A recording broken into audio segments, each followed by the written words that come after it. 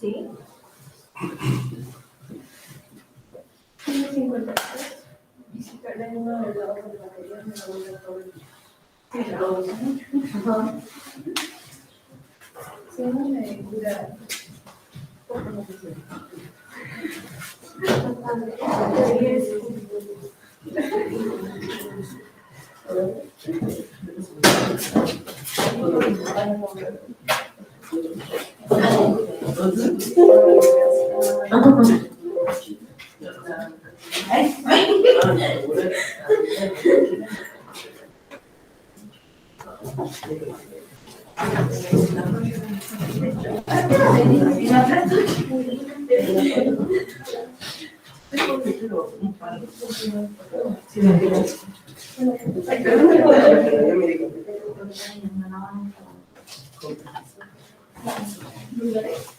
Sí. No, yo también sí.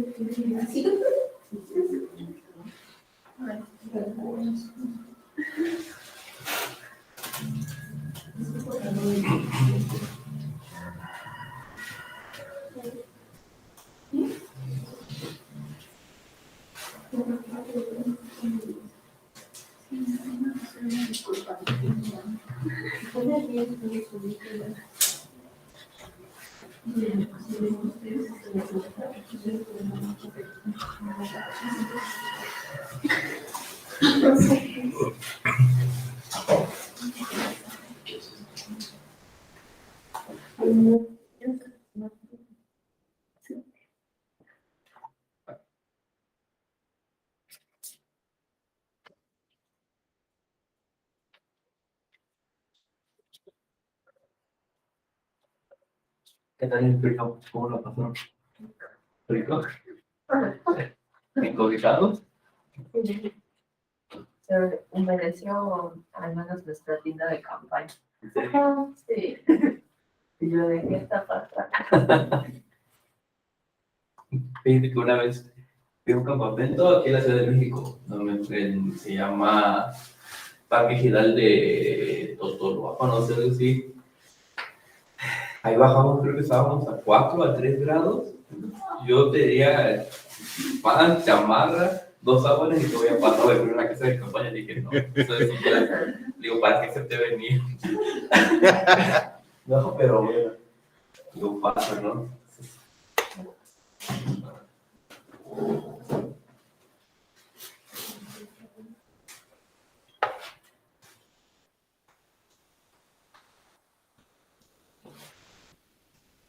Y además ustedes me indican, ¿no?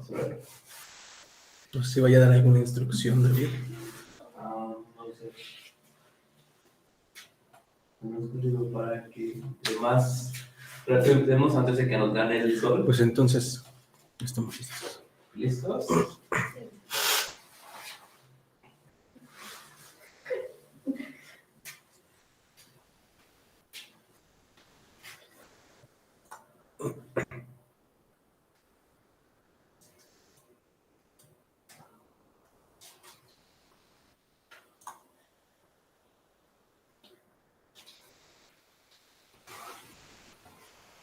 O chico con el maestro David, me dice.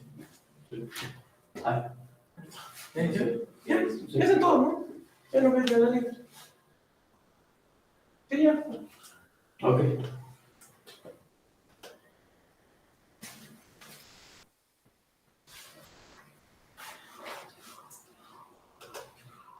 Listos.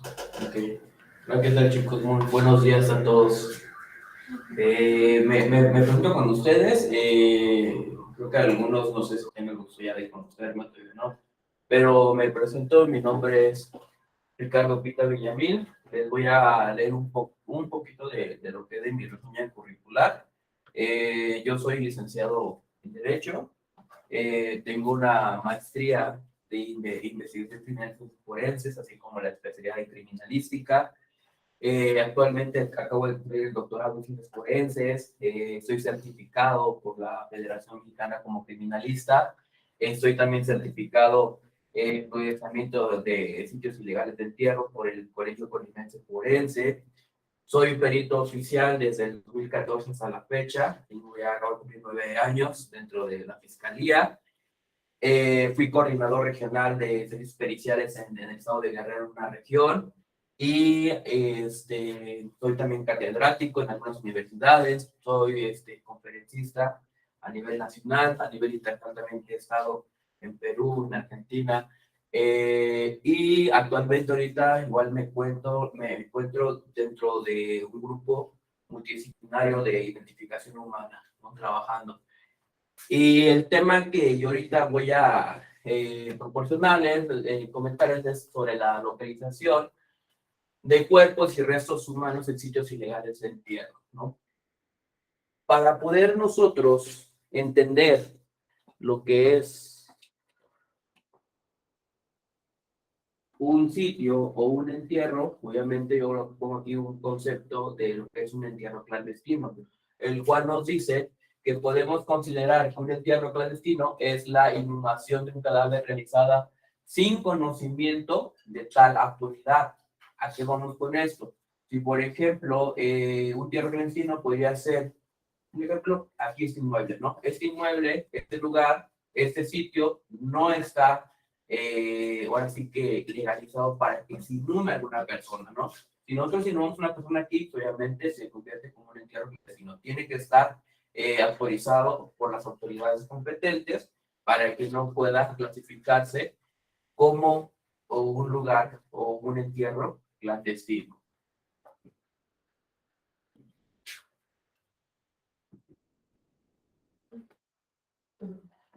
Se les ha denominado de diversas formas, ¿no? Que aquí en nuestro país, yo hablaba anteriormente con el maestro Cristian, ¿no? Digo, realmente nosotros estamos, eso ya se considera como una crisis, ¿no? Una crisis en todo nuestro país porque ya tenemos bastantes denominaciones, ¿no? Por ejemplo, aquí yo pongo como lugares de entierro de personas desaparecidas, cementerios secretos, cementerios ilegales, fosas clandestinas o como se le ha denominado de manera popular en México como narcofosas, ¿no? ¿Cómo ha crecido esas cosas clandestinas, esos entierros clandestinos, ¿no? Entonces, ya lo que nosotros estamos viviendo es realmente una crisis y obviamente esta crisis lo que a nosotros nos hace es que nos estemos capacitando, intervenir. ¿Por qué? Porque nosotros tenemos que hacer todo ese trabajo. Obviamente, las fiscalías, por ejemplo, las fiscalías donde yo pertenezco, los que tienen que hacer el procesamiento de las clandestinas son los arqueólogos. Si no tenemos arqueólogos forenses, antropólogos, pero desgraciadamente en nuestra Fiscalía de Guerrero solamente tenemos 2 antropólogos para todo el estado de Guerrero, entonces aquí también intervenimos los criminalistas, ¿no? Tenemos que prepararnos para poder sumar los cadáveres y esos cadáveres poder ser identificados y poder entregar a sus familiares. ¿Okay? Voy a cambiarle. Clasificación de entierro. Hay ciertas clasificaciones, chicos, que obviamente aquí quiero que pongan cierta atención. ¿Por qué? Porque ahorita lo que vamos a hacer, que vamos a trabajar, también quiero que me clasifiquen su cosa, ¿no? Tenemos la clasificación primario, secundario, sincrónico, anacrónico o diacrónico, individual colectivo y masivo, ¿no? ¿En qué consisten cada una de ellas? Ahorita les voy a explicar para que ustedes ya vayan entendiendo y en su momento, cuando terminen de procesar su fosa, que ya está lista, que ya va a estar lista, o no sé, pero me van a tener que clasificarla al final. ¿Okay? ¿Me puedo apoyar? Para no me atraviese.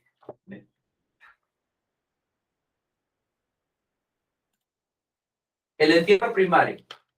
¿En qué consiste el entierro primario? Aquí yo pongo, se conservan las relaciones anatómicas, es decir, todas las estructuras óseas están intactas y en orden. ¿A qué voy con esto? Es que cuando es un entierro primario, obviamente toda la relación, toda la osamenta mantiene esa relación anatómica. No hay un hueso o un resto óseo, por ejemplo, lo que es el cráneo, que estuviera por la pelvis, ¿no? Ya si obviamente los restos óseos no mantienen esa orden anatómica como lo vemos aquí, sería un entierro secundario, ¿no? El entierro secundario obviamente nos dice que son huesos aislados y sin relaciones anatómicas. ¿Dónde podemos encontrar eso? Obviamente hay fosas que llevan cierto tiempo o a veces la misma naturaleza o los mismos depredadores pueden extraer o simplemente los entierran personas desmembradas, ¿no? Entonces no mantiene relación anatómica, se le conoce como un entierro secundario. El entierro sincrónico. ¿El entierro sincrónico en qué consiste? Es aquel entierro cuando nosotros localizamos uno, dos o tres, puede ser de 3, 4, 5, 6 cuerpos, pero a un solo nivel de la superficie, ¿no? Por ejemplo, si encontramos a 40 centímetros de profundidad, solamente lo que es un cuerpo, se le conoce como entierro sincrónico. Si encontramos dos a un solo nivel, igual se le considera como un entierro sincrónico. Es todo aquel que vayamos encontrando a un mismo nivel, ya se le conoce el entierro sincrónico. Por ejemplo, regresamos más a la por ejemplo, en esta imagen ya podemos hacer una clasificación, ¿no? Fíjense bien, yo aquí la clasificaría como un entierro primario. ¿Por qué primario? Está completo, no, aparte que completo mantiene su relación anatómica. Y entierro sincrónico, ¿por qué? Porque está a un solo nivel. Ya tengo dos clasificaciones, primario y sincrónico. El entierro anacrónico o diacrónico, ¿en qué consiste? En que vamos localizando diversos cuerpos en diferentes capas milimétricas. ¿A qué voy con esto? Es que si encontramos un cuerpo a 30 centímetros y a 40 centímetros encontramos otro cuerpo, vamos encontrando en diversas capas, ya se le considera como un entierro anacrónico o diacrónico. O por ejemplo, ¿no?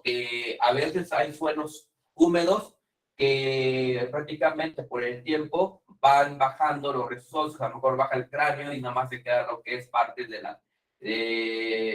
tórax, va bajando. Entonces, si encontramos el tórax, de ahí abajo lo que es el cráneo, también ya se le considera como un entierro anacrónico o diacrónico porque vamos encontrando en diversas capas milimétricas. El entierro individual obviamente es cuando encontramos un solo cuerpo, un solo cadáver, una sola osamenta, ¿no? Por ejemplo, igual en esta imagen, ¿cómo podemos clasificarla? Un entierro secundario. Secundario. No. Primario. Sería un entierro primario, un entierro sincrónico y un entierro individual, ¿no? Y hay tres clasificaciones. A esto voy. ¿Cambiamos por favor esto? El entierro colectivo es cuando se localizan de 2 a 4 cadáveres en su interior de dicha fosa, ¿no? Imagínense si nosotros localizamos una primera osamenta, que esa osamenta en la primera capa de 30 a 40 centímetros mantiene su relación anatómica. En la siguiente capa encontramos una segunda osamenta, pero no mantiene esa relación anatómica. ¿Cómo la podríamos clasificar?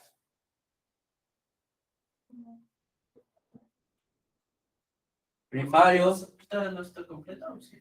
La primera completa mantiene su relación anatómica. La segunda igual está completa, pero no mantiene relación anatómica. Sería que primaria, secundaria, anacrónico y colectivo. ¿Ok? El entierro masivo, obviamente, es cuando se localizan más de 4 cadáveres de su interior de la fosa, ¿no? Que realmente, pues en mi estado, hemos encontrado una fosa hasta de 15 a 20 cadáveres, ¿no? Los cuerpos se pueden hallarse en diferentes estados de conservación, con tejido blando en diferentes condiciones, momificados, saponificados, etcétera, esqueletizados o pueden ser mixtos, ¿no? Siempre vamos a encontrar, ahora sí que, distinto dependiendo del tipo de lugar donde seamos, el tipo del contexto, ¿no? Por ejemplo, yo una vez tuve una fosa que esa persona había desaparecido como 3 meses tenía. Cuando vamos al lugar, el lugar son como 5 cerros arriba, ya sierra, muy frío, el suelo húmedo. Al momento que nosotros empezamos a hacer la excavación y empezamos a descubrir el cuerpo, es como si hubiera tenido unos 3, 4 días de haberlo inhumado. Pero al momento que los traemos a la superficie, en cuestión del segundo, empezó la segunda etapa de putrefacción, ¿no? Que es la infección mucosa. Los cuerpos se pueden encontrarse según su condición. Pueden ser completos, pueden ser incompletos con diferentes secciones representadas, mezclados, fragmentados y mezclados o quemados, ¿no? Podemos encontrar diversas formas o diversos tipos de cadáveres, de cuerpos o osamentas, que obviamente el tipo de lo que nosotros hemos encontrado, como lo encontremos, nos va a decir el tipo del contexto y el cómo pudo haber también pasado, ¿no? Es hecho delictivo. Especialidades científicas que intervienen. Como decía anteriormente, aquí el que tiene que hacer una excavación, una exhumación, es el arqueólogo forense, ¿vale? El arqueólogo es el que está preparado, como aquí lo pongo yo aquí, que la arqueología es la que se lleva a cargo de la búsqueda del terreno y la recuperación de los restos humanos y cualquier evidencia asociada. La antropología física es a cargo del análisis del esqueleto con fines de identificación, ¿no? Parte de la antropología, ¿cuál es su finalidad? Es de que sea esa persona saber el sexo, saber edad, saber estatura y la edad aproximadamente que tenía esa persona. La antropología social, que a cargo de entrevistas a familiares y comprender contextos, prácticas religiosas y culturales, ¿no? La medicina, que da la parte de la patología, a cargo de determinar las causas de muerte o si tenían alguna enfermedad de esta persona. La odontología, que a cargo de analizar la dentición del cuerpo, la radiología, a cargo de analizar imágenes de los restos, ¿no?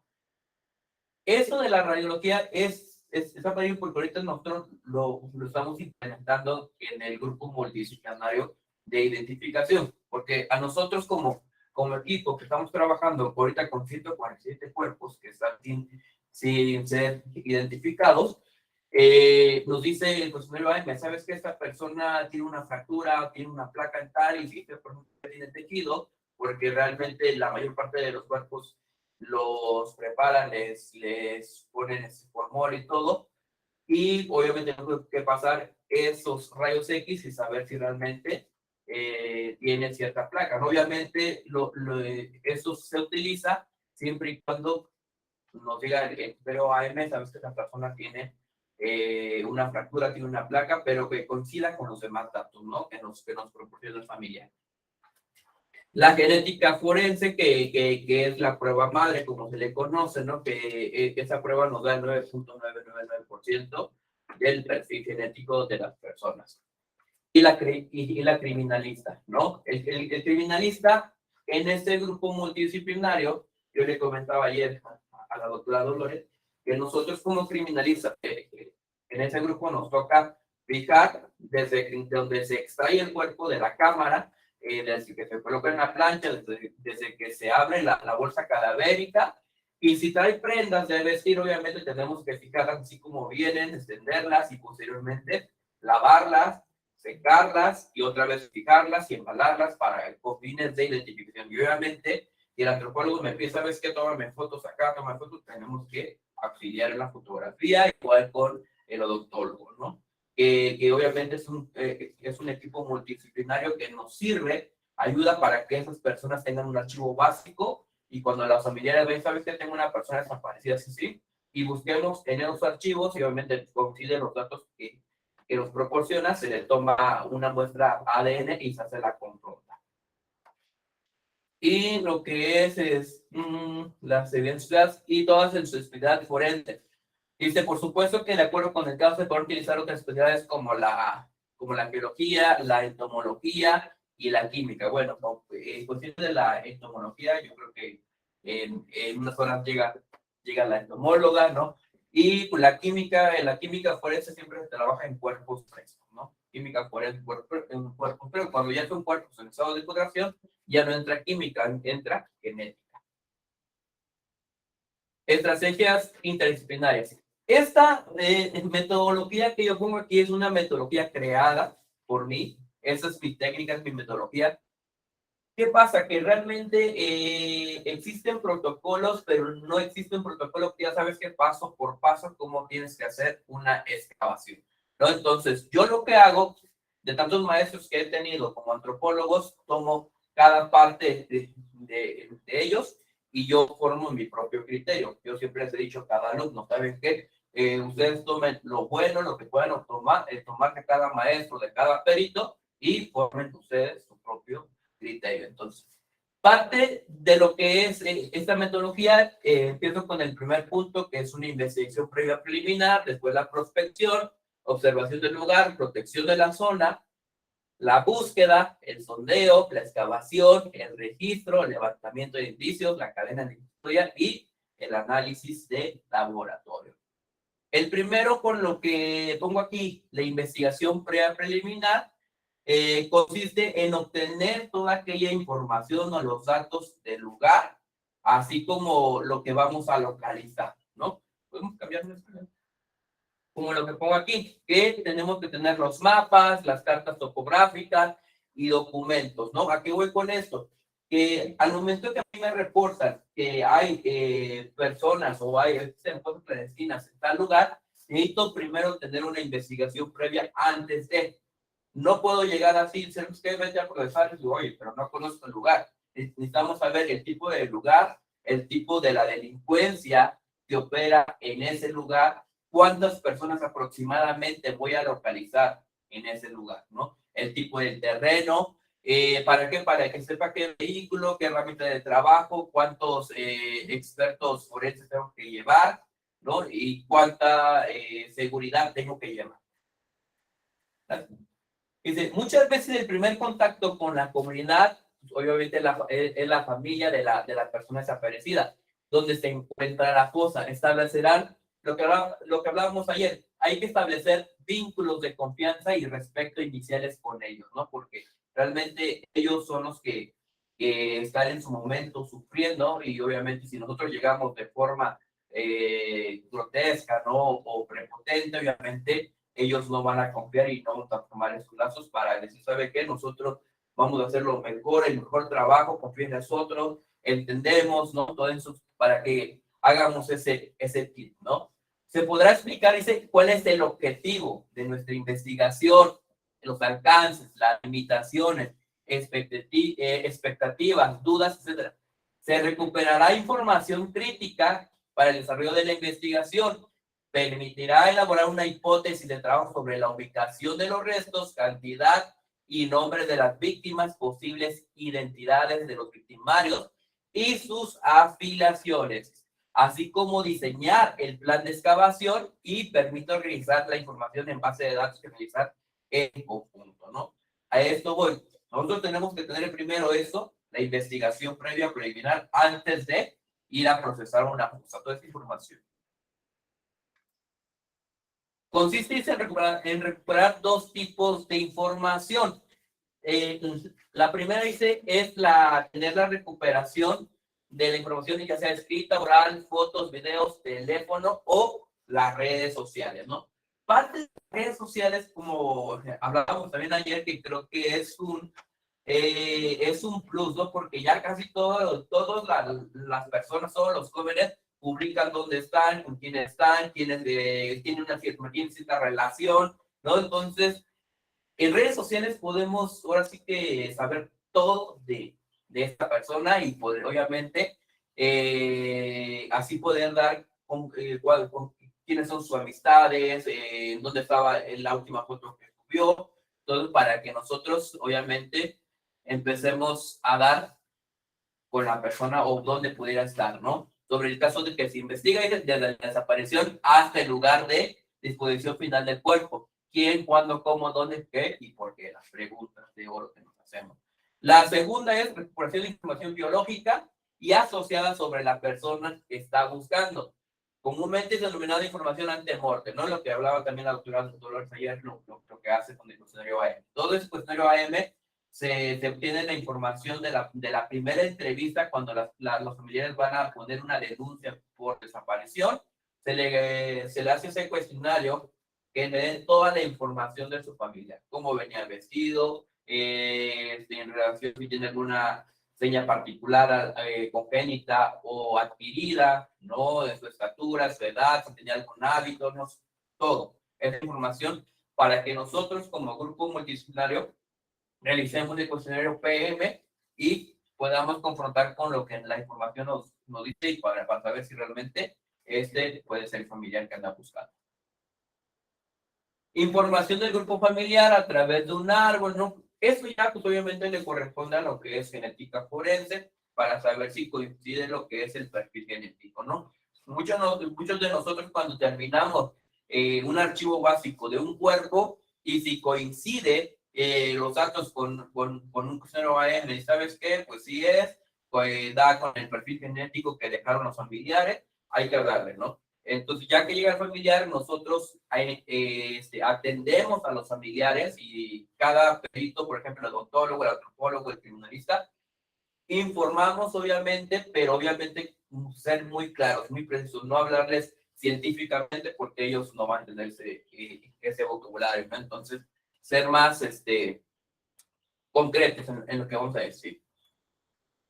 Etapa de arqueología, ¿no? Evaluación previa donde se recopila toda esa información, como hablaba, sobre el área donde estarán localizados los restos, las mapas de la región, las fotografías satelitales, y dice, y se visita el área en cuestión para ubicar la sepultura, observar las características de la zona, hablar con las autoridades y pobladores locales, evaluar cuestiones logísticas, seguridad, comunicación, etcétera, ¿no? Porque a veces todas las cosas están en comunidades y no sabemos qué usos y costumbres tengan estas personas, ¿no? Tener que saber también eso. Excavación arqueológica, donde una vez definidas las cuestiones mencionadas en la evaluación previa, se define la estrategia de abordaje del caso, ¿no? Y se procede aquí a proteger el área, documentar los hallazgos, excavar, recuperar los cuerpos y la evidencia asociada. En esta fase se iniciará la cadena de custodia de todas las evidencias recuperadas. Obviamente, la cadena de custodia entra del momento que tenemos intervención, ya sea el primer respondiente. ¿Qué es la prospección? Ya empezamos con el segundo paso. La prospección es el plan de trabajo que nosotros hacemos, ¿no? ¿Cómo vamos a trabajar? ¿Cómo lo vamos a organizar con equipo? ¿Qué técnica vamos a utilizar para la búsqueda? Y cómo van a ser esas excavaciones. Esa es la prospección, el plan de trabajo. Recuperación de relaciones. Una vez finalizada la primera etapa de evaluaciones, acumulación de información, el equipo de campo debe planificar cómo será la operación de la recuperación de los restos. Dice, para ello tendrán en cuenta toda la información, obviamente, que nosotros utilizamos, recuperamos, y desde la más técnica hasta la logística, y comunicará al fiscal o juez a cargo o a la autoridad designada a las condiciones mínimas para llevar adelante de la siguiente etapa. En la siguiente visita al campo es el equipo multiplicado encabezado por el arqueólogo. Seguirán los procedimientos técnicos de excavación. habituales, obviamente, esas técnicas, esa metodología que vamos a decir, ¿sabes qué? Vamos a iniciar escarbando. Si nosotros, por ejemplo, no podemos hacer una excavación, nada más estar picando y sacando, si vamos a hacer una excavación, tenemos que empezar de forma ordenada. Si es de sur a norte, de sur a norte, de norte a sur, de norte a sur, de oriente a poniente, de oriente a poniente, ¿no? Eso es lo que tenemos que hacer. No es excavar en medio, excavar en una orilla, no. Un orden. Hay que hacer excavación para no poder alterar tanto el contexto, ¿no? Se debe tener especial consideración por la relación con los familiares, comunidad, logística y ciudad. En tal sentido, se tratará de recuperar los restos óseos, así como cualquier evidencia asociada a los mismos, ya sean proyectiles, vestimentas, efectos personales, vegetación, ¿no? Todas esas pertenencias que trae el cadáver, o sea, es muy valioso, ¿no? Igual las puedes decir, yo por ejemplo, ahorita que estamos trabajando sobre 47 cuerpos, hay ropas que trae toda la grasa del cuerpo y es imposible poder quitársela con agua fría, lavar la ropa. Entonces, lo que yo hago, colocamos una cubeta de agua caliente, la calentamos y metemos ahí toda la prenda de vestir, porque el agua caliente lo que hace es desprender toda la grasa. Ya posteriormente, preparo la lavadora, hacemos lavadora, echamos la ropa, todo y empieza a lavar, después posterior lo pasamos a secar y automáticamente todo eso ya empieza a ver el color de la vestimenta, lo que es la marca, la talla, ¿no? Y esa información nos sirve, pero no porque realmente te enseña la autora, si la ropa es familiar, es que la ropa es familiar, pero la ropa no da un 100% de que sea él, ¿no? Tal vez le robaron la ropa y es otra persona, entonces, pero es un objeto valioso también la ropa. Consideraciones generales. Cuando se tenga conocimiento de la noticia criminal del hallazgo de cuerpos humanos, de manera inmediata se hace de conocimiento al coordinador del grupo de expertos forenses, quien debe asumir la dirección. Obviamente aquí lo que yo digo es, si el perito criminalista está de guardia y en ese momento reportan tantas cosas, ¿sabes qué? Tú hazte cargo. Aquí es lo que nos aquí Fiscalía es que si falta 2 minutos, es el tu guardia y cae muerto, te toca. No, ya fue 1 minuto. Interviene y ya. No me importa si van a salir en la madrugada otra vez, pero tienes que trabajar porque cayó en tu guardia, ¿no? Y fíjate que les comento algo que me pasó a mí muy chistoso, ¿no? Yo ya estaba ya con 1 minuto, faltaba, yo ya estaba ya, ya estaba listo para salir. Y faltando ese minuto, ¿y sabes qué? Hay 8 personas desmembradas dentro de un vehículo y te toca. Y dije, bueno, ya no, aparte de que había desvelado, pues salía al otro día de la guardia como a las 2, 3 de la mañana, ¿no? De terminar todo eso que tenía. Entonces, como dicen por ahí, nosotros tenemos horario de entrada, pero de salida no sabemos, ¿ok? Nunca hago planes yo, ni con mi familia, ya cuando voy a trabajar. Así que, pero, ya de ahí seguimos con la siguiente, el siguiente paso de la metodología, que es la protección y la preservación del lugar. Se deben establecer 2 cinturones de seguridad, lo que es el primero, cinturón rojo, el segundo, cinturón amarillo.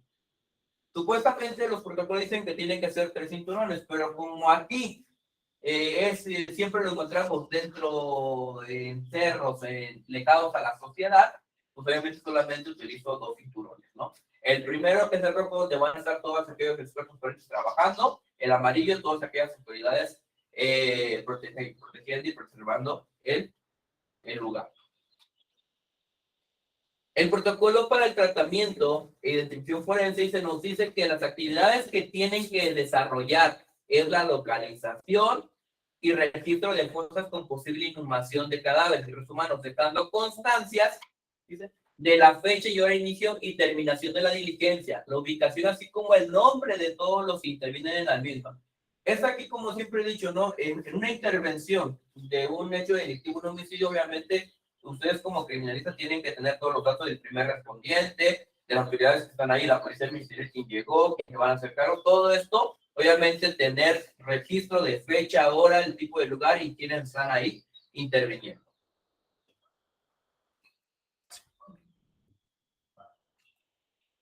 Observación del lugar.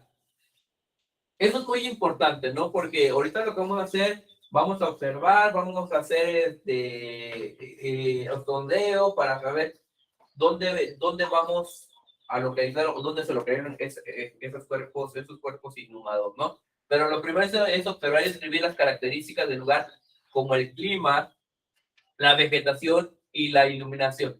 ¿Por qué? ¿Para qué creen que ustedes nos puedan servir esas descripciones de las características? ¿Por qué creen? Para saber el tiempo que lleva de ¿Saber el tiempo de qué? Nos serviría para poder determinar el cronológico. El tiempo de muerte, el intervalo post-mortem. ¿Quién más? ¿Por qué creen? Tal vez también para identificar parte de la entomología, ¿no? Parte de la entomología. Obviamente dice observar y describir las características del lugar, ¿no? El tipo de clima, ¿no? La vegetación obviamente es muy importante, ¿no? Saber qué tipo de vegetación en cada región. A veces nos apoya muchísimo porque cuando hay una persona inhumada, la mayor parte de la vegetación donde está es un poco más crecida que alrededor de la común, ¿no? ¿Por qué? Porque recuerden que nosotros como cuerpo, obviamente somos abono, ¿no? Nosotros hacemos crecer. Yo por eso siempre he dicho, cuando yo muero, no sé, digo, quiero que me cremen y me entierren y planten, no sé, un árbol y todo, porque nosotros somos esa parte, ¿no? La iluminación para saber si nosotros, en cuestiones, ¿no? Por ejemplo, ahorita si vamos a trabajar, el tipo de iluminación es artificial, puede ser iluminación natural, para que también parte del fiscal o el juez, si nos vamos a juicio, sabe que el tipo de iluminación que tuviste fue buena, fue mala, no sé, porque a veces se nos pasa que dejamos ciertos indicios y pues eso es importante, ¿no? Que no tenía cierta iluminación. Cuando pasen eso, jóvenes, yo siempre digo, hay que tenerlo guardado y, ¿sabes qué? Decirle al MP o al fiscal, todo intervenir nuevamente, ¿no? ¿Por qué? Porque no tuve buena iluminación, por eso, pero tenemos que plasmarlo también en nuestro dictamen. ¿Okay? Prestar atención a las áreas donde reciba transformación del paisaje, ya sean naturales o intencionales, procurando hallar indicios que permitan ubicar el sitio del depósito, ¿no? Obviamente, donde nosotros podemos encontrar transformación, por ejemplo, si ayer nosotros hubiéramos hecho las cosas y inhumar y hubiera llovido fuerte, ¿qué hubiera pasado? La misma tierra que está suelta, como destruimos las capas, y se iba a bajar la tierra y iba a formar parte de la silueta, ¿no? Esas son transformaciones obviamente naturales. Puede haber también ramas rotas, no sé, las raíces de ciertos árboles o vestimenta que pueden dejar ahí, ¿no? Esas son, que tenemos que prestar atención mucho. Y luego, por ejemplo, lo que es el tipo de terreno, ¿no? Ahorita, si ustedes fijan el tipo de terreno donde no están las cosas, obviamente hay vegetación, hay bosque.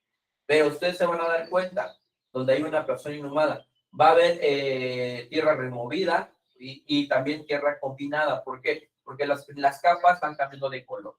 ¿Okay? Van a ver el tipo y obviamente tal vez vean bosques o parte de la vegetación rotas, no arrancadas y colocadas, ¿no? Entonces, esos datos son muy importantes nosotros observar. Una vez diste el curso a CDN, me decía un capitán, también nuestros pies son, nos apoyan muchísimo, porque también el subsuelo se siente flojo donde puede estar una persona inhumada, ¿no? Se hunde automáticamente y ¿sabes qué? Posiblemente aquí puede estar una persona.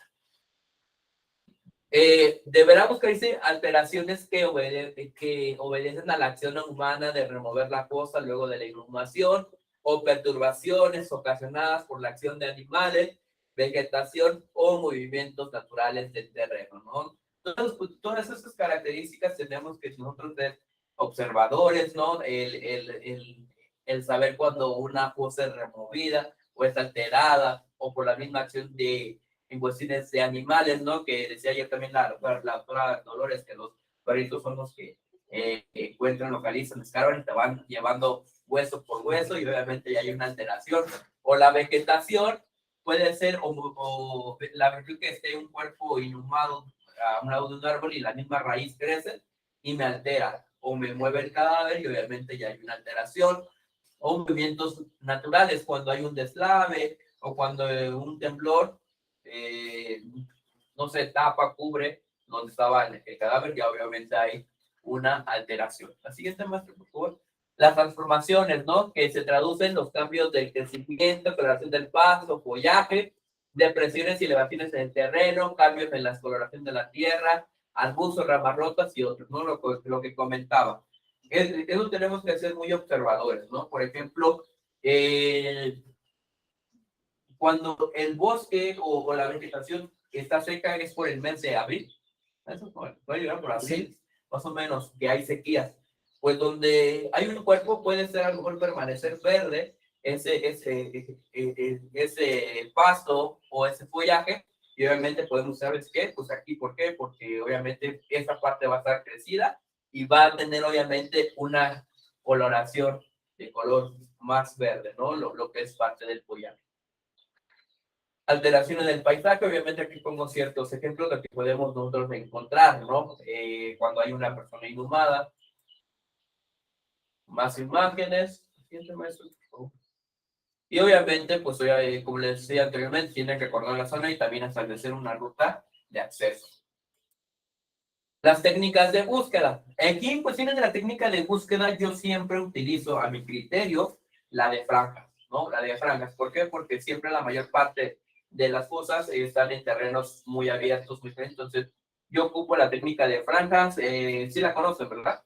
La de franjas, y siempre trato de utilizar a expertos forenses o elementos policiales que tengan conocimiento de las ciencias forenses. Si no tienen conocimiento, yo no los pongo. ¿Por qué? Porque nos va a pasar, me pasó una vez que empezamos en una búsqueda, metimos policías municipales, no me acuerdo, y lo que hacían ellos, por ejemplo, veían gomas de mascar o ciertos huesitos que no conocían, los pisaban, los tiraban, y obviamente son cosas que a nosotros obviamente nos interesa en su momento, ¿no? Porque es un indicio valioso para nosotros. ¿Y cómo vamos a trabajar? ¿Cómo vamos a trabajar? Obviamente, si nos ponemos en cuestiones de la técnica de búsqueda en franjas, obviamente tienen ustedes conocimiento que uno de ustedes tiene el mando para dirigir esa técnica de búsqueda. A cada quien se les va a dar ciertas banderillas y que se manejan 3 colores. Una la que es el amarillo, el rojo y el verde. ¿En qué consiste en cada una de ellas? Por ejemplo, la banderilla de color amarillo, cuando ustedes empiecen a hacer la técnica de búsqueda y ustedes vean ciertas alteraciones en el lugar donde crean que hay una persona inhumada, para colocar la banderilla de color amarillo. Van a seguir avanzando siempre y cuando se lo ordene que lleve el mando. Ya posteriormente, cuando terminen de hacer todo el rastreo del lugar y colocan su banderilla de color amarillo, regresamos al punto donde iniciamos y hacemos un sondeo. El sondeo se realiza con la famosa varilla T, no sé si la conocen ustedes. Esta varilla T, vamos a hacer el sondeo en cada punto donde nosotros colocamos la banderilla de color amarillo. Si esta varilla se hunde tienen, ustedes sienten parte de la tierra floja, tienen que extraer la varilla y tienen que colar la punta de la varilla. Si la punta de la varilla les da olores fétidos característicos a la putrefacción, obviamente quitamos la botella de color amarillo y colocamos la botella de color rojo, donde decimos, ¿sabes qué? Aquí hay una persona inhumada. Si no lo hubiera, y si es tierra compactada, ya está muy compactado y todo, y no huele lo que es la varilla, obviamente quitamos la banderilla de color amarillo y colocamos la banderilla de color verde. ¿Sí? ¿Sabes qué? Aquí este punto es negativo. ¿Sí? Yo aquí pongo que tenemos 2 tipos de prospecciones, ¿no? Hay una prospección no intrusiva y una prospección intrusiva, ¿no? La prospección no intrusiva son todas aquellas técnicas que no me alteran, que no me manipulan el cierto tipo de contexto, no me lo destruyen. Por ejemplo, yo pongo aquí el recorrido de superficie, que es la técnica de gusto, obviamente no me va a alterar. El binomio canino, que es el que tenemos ahorita en nuestra Fiscalía de Guerrero, apenas tenemos 2 años con el binomio canino, que pues creo que encuentran más otros perros callejeros que el binomio canino, ¿no? Pero pues los estamos capacitando, están entrenando, ¿no? En cuestiones de posa. La detección fotográfica y la detección remota. Las prospecciones intrusivas pues son todas aquellos que emplean métodos destructivos, que me destruyen el tipo del contexto, me alteran, obviamente la sonda T y la retroexcavadora forense, ¿no? Yo siempre he sido de esas personas que no me gusta utilizar la retroexcavadora porque obviamente podemos alterar, extraer algún hueso y destruir. Y yo siempre he dicho, ¿sabes qué? Pues si nos llevamos 2-3 días con pico y pala, pues hay que hacerlo, ¿no? ¿Por qué? Porque obviamente así no podemos alterar. Con la sonda T, obviamente cuando nosotros enterramos la varilla, a lo mejor podemos perforar o hacer una lesión, o perforamos donde precisamente tenía un punto característico, ¿no? Un carácter que nos puede decir, ¿sabes qué? Con este punto característico podíamos identificar rápido a esta persona, ¿no? Igual te digo, son cuestiones de que emplean métodos destructivos. La técnica de excavación. Aquí, ¿cómo vamos a hacer? Ya cuando ubicamos lo que es la fosa y colocamos nuestra bandera de color rojo, obviamente vamos a limpiar el área. Un ejemplo, si en cierta área hay maleza, hay tal vez ramas rotas, bien, no sé, muchos dicen, ¿sabes qué? Hay que ocupar lo que es esta araña, como se conoce, pero yo soy muy ajeno a eso. No hay que utilizar esa vía porque tal vez podemos perder algunos indicios o algunos objetos personales, ¿no? Que podamos utilizar o ser valiosos como fijarlos como indicios. Entonces, lo que yo hago, ¿sabes qué? Hay que hacerlo manualmente. Hay que quitar todo, limpiar todo manualmente. Y si localizamos algún indicio balístico o algún objeto personal, hay que fijarlo, ubicarlo y embalarlo, ¿no? Ya que esté limpio esa zona, ¿qué vamos a hacer? Vamos a colocar una claqueta. La claqueta, no sé si la conozcan, es donde van todos los datos. La claqueta va a la carpeta de investigación, la fecha, las coordenadas del lugar y la ubicación, ¿no? Y cómo se le está manejando la fosa, si es fosa A o fosa 1, ¿no? En cuestiones. Ya colocamos la claqueta y empezamos a tomar placas fotográficas de ese lugar. Posteriormente, ya que está tomada placas fotográficas, vamos a hacer lo que es una retícula, no sé si conozcan las retículas. Parte de las retículas es eso que ven ahí en las imágenes, que esta retícula obviamente nos ayuda mucho para establecer nuestra ubicación de los cuerpos, como utilizando, por ejemplo, los puntos cardinales, ¿no? Lo que es el norte, el sur, el este. Es como si fueran nuestras paredes, nuestros puntos fijos, ¿no? Para hacer la ubicación. Pero, ¿cómo se va a realizar? Obviamente, para hacerlo tenemos que ubicar un punto cero. Un punto cero en el cual consiste en tercero en una de las esquinas, y ese punto cero vamos a tomar también coordenada porque este va a ser nuestro punto fijo. De ahí que tenemos este punto cero, vamos a medir con un flexómetro de la superficie hacia la varilla, que vamos a colocar o vamos a enterrar el punto entero, para saber a cuántos centímetros vamos a hacer esa excavación. Puede, cuestiones de las capas, puede ser de 20, de 30. Medimos, por ejemplo, de 30 centímetros la superficie de la varilla, ahí amarramos un hilo cáñamo a esta altura de la varilla. ¿Para qué? Para que nosotros podamos sacar nuestro punto X y punto Y. ¿Ok? En relación al punto X, yo siempre he dicho que tenemos que orientarlo hacia el norte. ¿Por qué hacia el norte? Porque si nosotros orientamos nuestro punto X hacia el norte, obviamente toda nuestra retícula va a estar dirigida hacia el norte. Si nos llega a olvidar lo que es la brújula, pues ya tenemos la orientación de nuestra retícula y si tú sabes que el cuerpo, la cabeza o el cráneo está dirigido hacia el norte, ¿no? Pero aquí, yo creo que eso se lo voy a explicar allá en el lugar porque aquí tenemos que hacer la hipotenusa y todo eso para que nos quede un cuadrado, una retícula bien hecha, un rectángulo bien hecho, ¿no?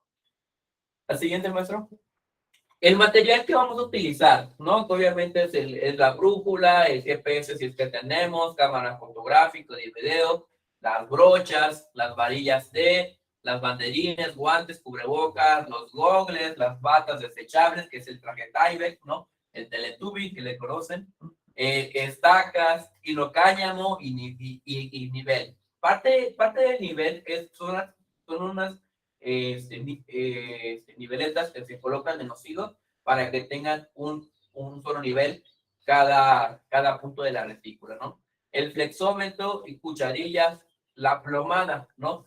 La plomada nos va a servir para que nosotros podamos saber sobre las medidas mínimas y máximas de profundidad del cuerpo o del cadáver. Material suficiente para coronamiento, obviamente levantamiento de fijación, embalaje, bolsas para cadáver, bolsas de papel, cajas de cartón, guantes, indicadores, alfanuméricos, hojas de registros y etiquetas adheribles, ¿no? Equipo de excavación como son palas cuadradas.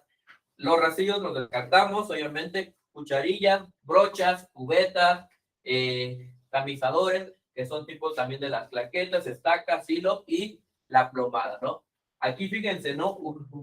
Una parte muy chusca, ¿no? Yo siempre he dicho también a mis alumnos, mis papás se dicen, ¿sabes qué? Estudia, porque no quiero verte terminar trabajando de pico y pala, ¿no? Y miren, ¿no? Estamos haciendo todo esto.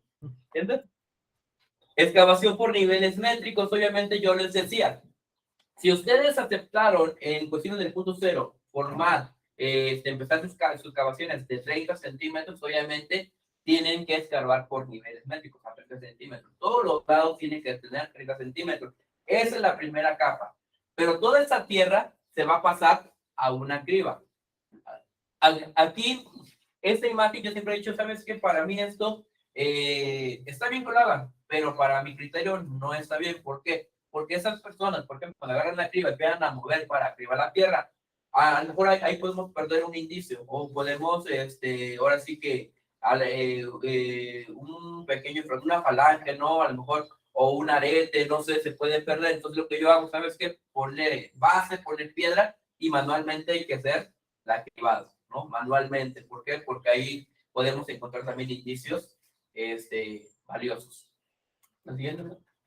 Dice, en la siguiente vista del campo es el equipo multidisciplinario encabezado por el arqueólogo, seguirá los procedimientos técnicos de excavación, ¿no? Habituales de arqueología, adaptados a las circunstancias de este tipo de campos. Se debe tener especial consideración por la relación con los familiares y la comunidad, logística y seguridad. En tal sentido, tratará de recuperar los restos óseos, así como cualquier evidencia asociada a los mismos, ya sea proyectiles, ¿no? Vestimentas, efectos personales, vegetación. Todo eso es lo que nos va a servir. Por eso digo, al momento que estemos cribando, hay que hacerlo manualmente, ¿no? Porque a veces nosotros conectando la tierra con la pala, se nos puede ir, no sé, algún fragmento, ¿no? Algún resto óseo pequeño o algún efecto personal, puede ser un arete, un anillo, no sé, siempre.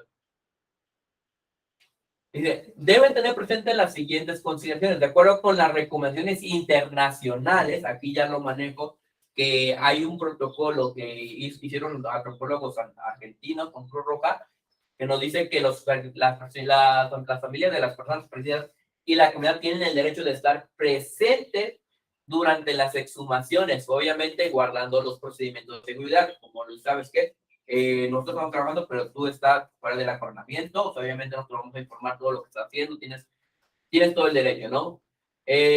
Los familiares y comunidades tienen derecho también antes y después de las exhumaciones de desarrollar rituales culturales religiosos que crean adecuado, ¿no? Hay familias, por ejemplo, al momento de que llegamos, obviamente le prenden una veladora, obviamente no cerca de la fosa, pero la rezada y todo eso, hay que tener ese respeto, ¿no? Hay que tener, ¿sabes qué? Permitirle que desarrollen lo que ellos crean considerados, ¿no?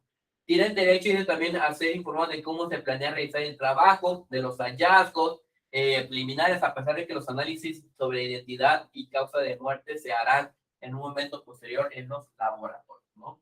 Pero ellos tienen derecho, de hecho nosotros cuando vamos a hacer búsqueda, ya va con nosotros el grupo del colectivo, van los familiares, van derechos humanos, ¿no? Entonces, ellos tienen derecho de hacer, ¿por qué? Porque comentaban ayer también la doctora Dolores, el maestro Cristian, que empezó obviamente los grupos colectivos a salir ellos a buscar. ¿Por qué? Porque el gobierno no les hacía caso, no había llamado, entonces empezaron a formar sus grupos colectivos y nosotros ya ahorita con todo esto, pues vamos siempre con ellos, vamos con ellos, ¿no? Ellos son los que saben que vamos a hacer tal semana, vamos a salir de comisión. ¿Por qué? Porque va el grupo colectivo de tal personas para hacer búsquedas de ciertas familias y nos vamos, ¿no? Con ellos. ¿Sí? De tener, no, va bien. De tener el proceso al momento de localizar algún indicio, ¿no? Ojo aquí, si nosotros descubrimos el hallazgo tal vez de un resto óseo, paramos la excavación con pico y pala y empezamos con las herramientas pequeñas, ¿no? Como las brochas, las cucharillas, ¿no? Y tenemos picos chicos que hacen excavación. ¿Por qué? Porque si ya descubrimos y empezamos con pico y pala, podemos alterar. Ojo aquí también, cuando ya descubrimos, tenemos que poner una flecha para señalar y obviamente colocamos la claqueta nuevamente y obviamente ahí va a cambiar cuando es un descubrimiento. No ponemos indicador todavía, solamente es un descubrimiento que se está haciendo, ¿no? Ya se fija fotográficamente y ya empezamos a hacer ya la excavación con herramientas más pequeñas. Por eso que le digo, casi nos llevamos de 4 o 5 horas, ¿no? Haciendo esa excavación. Aquí también, por ejemplo, si llegamos a una fosa que ya tiene a lo mejor casi 1 metro y ya no alcanzamos, aquí lo que tenemos que hacer es hacer un tipo de escalón, ¿no? Un tipo de escalón a qué voy. Por ejemplo, aquí, la fosa es esta. Fíjense bien. Si no alcanzamos, hacemos un escalón de tipo L para que nosotros estemos afuera de la fosa. No podemos estar dentro de ella. ¿Por qué? Porque podemos alterar, podemos destruir. Entonces, hacemos un escalón para que nosotros podamos estar más abajo y esa va a ser una excavación. No podemos estar sin protección, ¿no? Sin cubreboca, sin trajes de seguridad, como está aquí, ¿no? Porque nosotros mismos también estamos alterando, ¿no? Si no traemos cubrebocas, contaminamos esos restos sólidos con nuestro perfil genético. Siguiente más. Y obviamente, pues ya aquí, fíjense bien, esta imagen, esta fosa, pues obviamente ya se descubrió, ya se sabe en cuestiones de la posición, la orientación, la ubicación. ¿Cómo clasificarían esa fosa?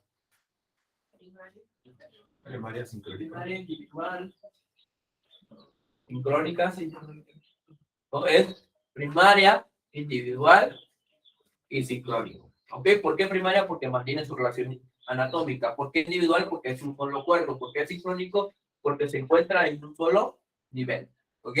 Ya que se establece la ubicación, la aplicación, la osamenta se extrae. Obviamente de forma anatómicamente, porque si nosotros queremos sacarla, se van a desprender ciertos restos. No vamos por el plano, las vértebras, lo que son partes primarias superiores e inferiores, colocarlas, ¿no? Sobre un campo quirúrgico, de preferencia con el quirúrgico es color azul, porque es el contraste que nos da mucho mayor en la fotografía, ¿no?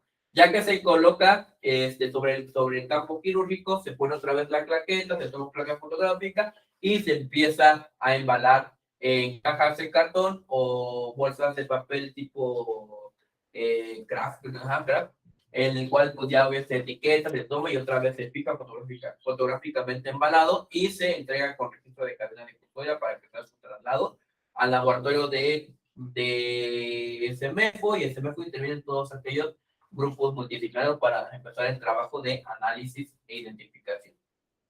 Cuando se embala y se entrega el cuerpo, hacemos un segundo sondeo en esta misma fosa. ¿Para qué? Para descartar si no hay más cadáveres en el interior. Si ya no hay más cadáveres, se coloca otra vez la claqueta, se coloca el flexómetro para saber la profundidad que tiene esa fosa y se toma placa fotográfica y se empieza a echar toda la tierra. Hay dos formas para poder determinar que esa fosa ya se trabajó. ¿Cómo?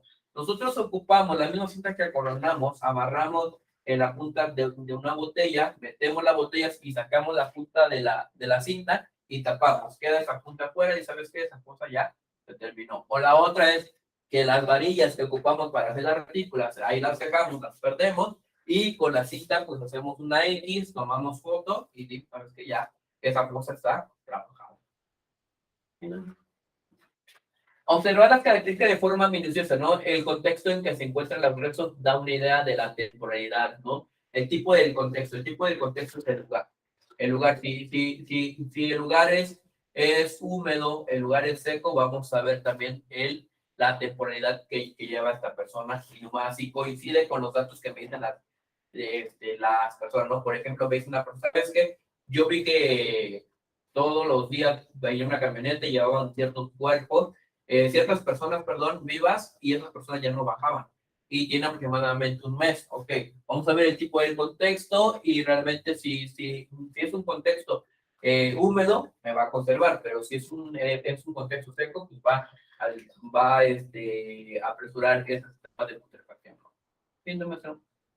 El registro, las fotografías, dibujos caras y planos del lugar, lo que va a hacer, obviamente aquí el perito de topografía que va con nosotros también, para que nos haga todo lo que es cuestiones de la planimetría de la fosa. El levantamiento y embalaje, le digo, todos los restos tienen que ser embalados en cajas de cartón, obviamente las prendas igual también bolsas tipo craft, para que sean etiquetados y sean analizados en su momento. Cuando se vienen los trabajos de inspección humana, es importante preservar que los indicios que lleva consigo el cadáver, como son ropa, como son calzados, como son pertenencias, ¿no? Todo eso es importante, ¿no? Hay los accesorios que lleve con ella, y ya que esto obviamente nos va a proporcionar información importante y acerca de la identidad de los cuerpos. Características de la ropa, ¿no? Como es color, desgaste. La ropa nos proporciona información valiosa durante el proceso de identificación, pero no dice el 100% de que las prendas sea esa persona que está buscando, ¿no? Oye, pues fíjense que estas ropas, así como están, las fijamos. Obviamente hay estas tomas de placas fotográficas. Ya posteriormente estas ropas pues tenemos que pasarlas a lavar para que ya se distinga el color, distinga todo. La siguiente, pues. Las características, como tú dices, marcas, tipo de costuras, de coloración de tela, desgastes, botonaduras y entre otros. Etapa de laboratorio, ¿no? Ya que nosotros terminamos, ya que nosotros mandamos todo eso, obviamente ya empieza el siguiente grupo, que es el grupo multidisciplinario, que se consiste en instancia los restos y la evidencia recuperada son trasladados al laboratorio, donde comienza la preparación y análisis mediante un equipo multidisciplinario. ¿Con el objetivo de qué? De identificación y determinación de causas de muerte y en cuestiones de tener un archivo básico, ¿no? Nosotros lo manejamos. El proceso de identificación es el informe integrado. En esta etapa de todos los especialistas forenses involucrados en la recuperación y análisis deberán integrar sus resultados en un informe único e integrado al fiscal, pues a cargo de investigación. Eso significa integrar los informes no genéticos con resultados genéticos para obtener que el informe pericial integrado. Ese informe ya va mi información como crimi, odontología, antropología y genética y médico, y intervienen. Van en un solo archivo, es el que nosotros tenemos como archivo básico, y se entrega a lo que es a la unidad de identificación humana de la Fiscalía. No, dice, notificación de resultados a familiares y comunidad. Obviamente, cuando nosotros sabemos que esos datos coinciden con uno que ya está ahí de un funcionario AM, ¿sabes qué? En cuestiones de esta persona, sus familiares siempre dejan un perfil genético. Se hace la confronta, coincide, tenemos que informar a los familiares, ¿no? Inmediatamente. Esta etapa final en casos criminales comunes es responsabilidad exclusiva del fiscal, obviamente, de hablar con los familiares de que posiblemente está su familiar que está desaparecido, ya coincide con uno de los que tenemos acá, pero en casos de violación de derechos humanos y al derecho internacional humanitario, habitualmente es un proceso más abarcador y complejo, ¿no? El rol de los especialistas forenses es fundamental, ya que notifican y explican a los familiares sus hallazgos, las conclusiones alcanzadas en un lenguaje claro y sencillos que ellos entiendan.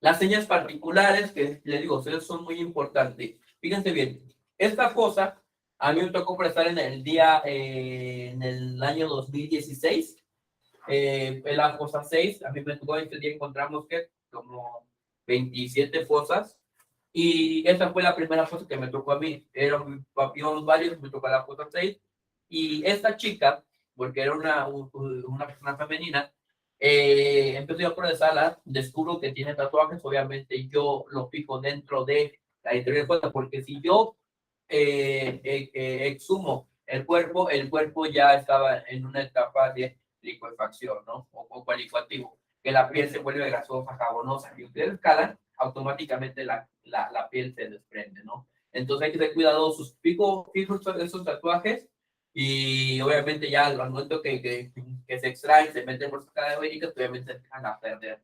ciertos puntos característicos. Pero con todos los datos que yo tomé, de todos los cuerpos que encontramos en su lugar, esa chica fue la primera que fue entregada a sus familiares, ¿no? Y esa chica era de la Ciudad de México. ¿Cómo paró allá en Guerrero? No lo sé.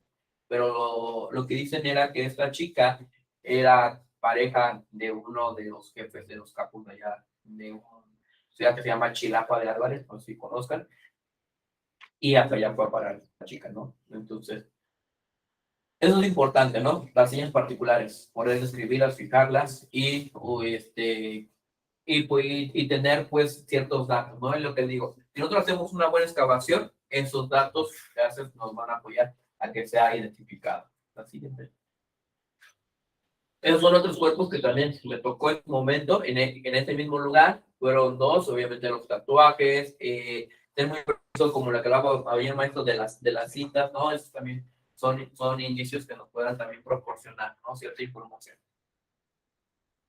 Y obviamente el embalaje de una solventa.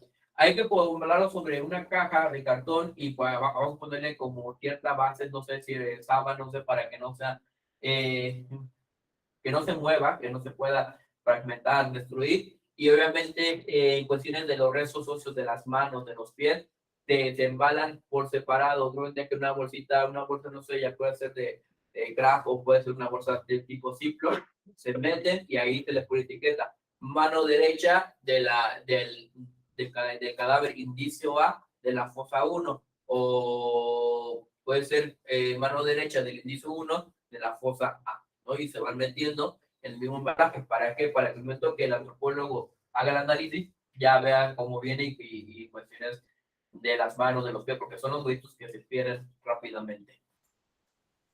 Y cuando son cuerpos con tejido, que tienen tejido, obviamente se colocan lo que es bolsas cadavéricas, obviamente con su respectiva etiqueta, ¿no? Yo aquí en tu momento pues no llevaba etiqueta y lo que hice fue rellenar con marcador, ¿no? Poner la carpeta de investigación, la fecha, la fosa 6, cuerpo A, femenino, ¿no? Y sería todo. No sé si tengan alguna pregunta, alguna duda, o ya en la práctica, pues obviamente van a estar muchísimas preguntas, ¿no? Y bueno, yo aquí les dejo parte de mis datos. Esta es mi página de Facebook, si buscarla, seguirme, y ese es mi número telefónico, por si lo quieran agregar o alguna duda o pregunta que tengan, pues obviamente yo con gusto los atendería. ¿Okay? Pues no sé si tengan preguntas. ¿No? Ok, perfecto. Yo creo que van a estar listos para la práctica.